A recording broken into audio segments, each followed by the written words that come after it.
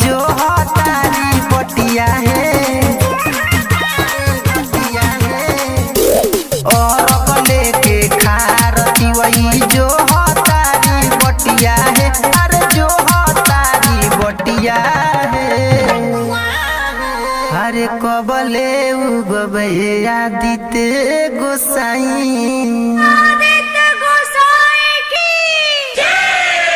अरे कबले उगबे आदित्य गोसाई मीरा टोला के भटिया है।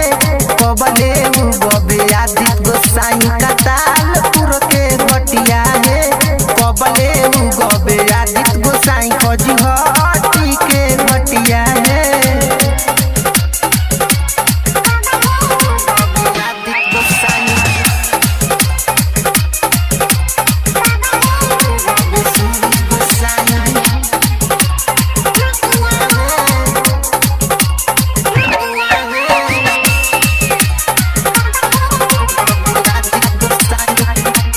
देहिया का पता ना भइल जाता खारे बाबा त दर्शन दे दिया जुबदरी के फारे बाबा।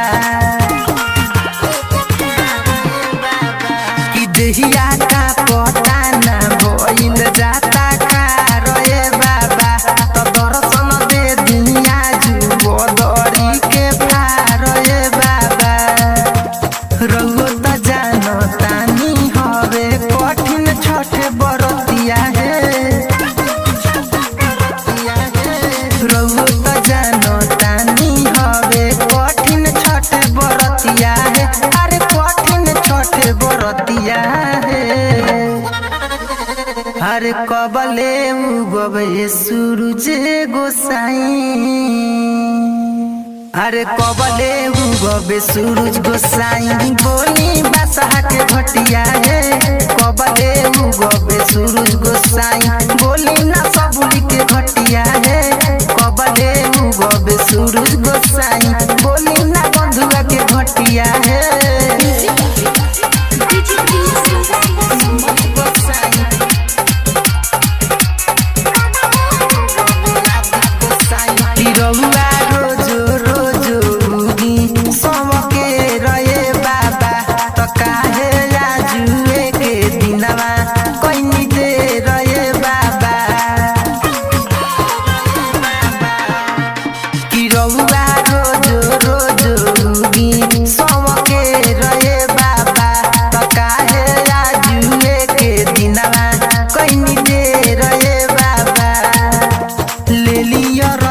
सफल बना दी कठिन मोरे बरतिया है।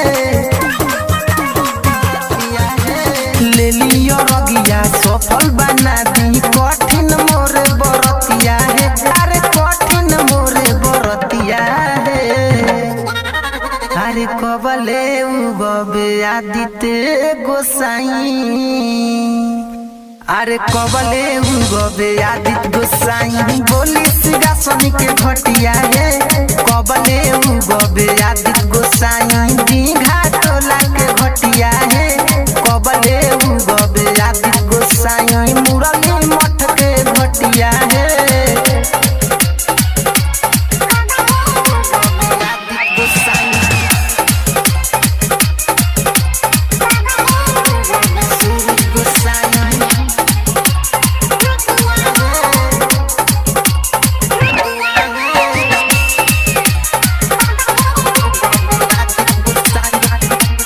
मनी माहिया के मान लिहि